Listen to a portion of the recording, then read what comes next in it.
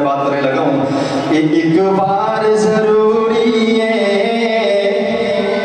لکھ بار ضروری ہے ایک بار ضروری ہے لکھ بار ضروری ہے کیا ضروری ہے اگلا جملہ سنیے گا اگلا مصرع سنیے گا اگر واقعی اگر ضروری ہے تو آپ کا ہاتھ نیچے توجہ کیجیے گا کہ ایک بار ضروری ہے لکھ بار ضروری ہے بار ضروری ہے لکھ بار ضروری ہے ایک بار ضروری ہے لکھ بار ضروری ہے یارو ختم نبوت دا یارو ختم نبوت دا پرچار ضروری ہے یارو ختم نبوت دا پرچار ضروری ہے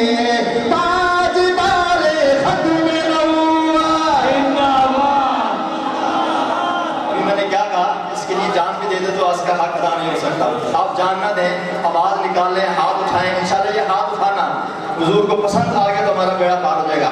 تاجدار ختم نبوت تاجدار ختم نبوت زندہ باد زندہ باد تاجدار ختم نبوت زندہ باد زندہ باد ایک بار ضروری ہے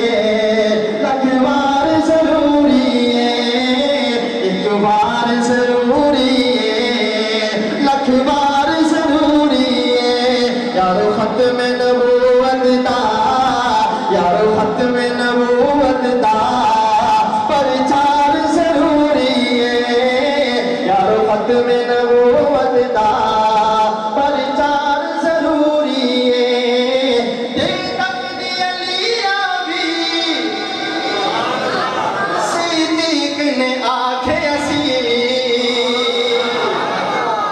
کیا کہا شاعر نے اگر کپڑے بھی حضور کی خدمت میں دے دو نا تب بھی حق ادا نہیں ہو سکتا.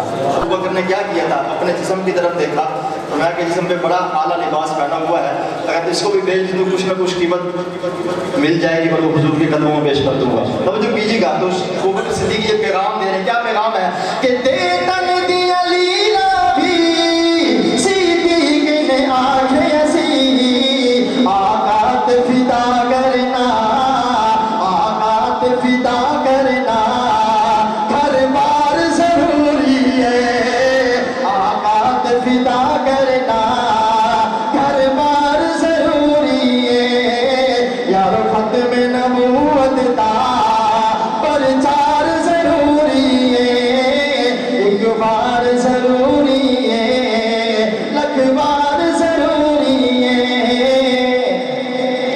کون کون مدینے کا سفر کرنا چاہتا ہے؟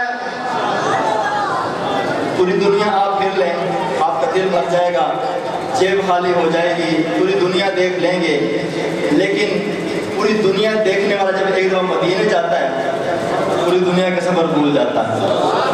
اب شیر سنانے لگا تب جو کیجیے گا. کیا لکھتا ہے شاعر کہ دنیا دے سفرا دی کوئی لوڑ نہیں سانو دنیا دے سفرا دی کوئی لوڑ نہیں سانو پر سفر مدینے دا پر سفر مدینے دا ہر بار ضروری ہے پر سفر مدینے دا ہر بار ضروری ہے یارو ختم نبوت دا پرچار ضروری ہے تاجدار ختم نبوت.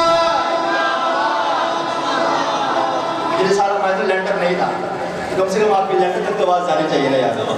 روزہ تو بڑی دور ہے حضور کا کم سے کم روڈ تک تو آواز جائے محبت کے ساتھ.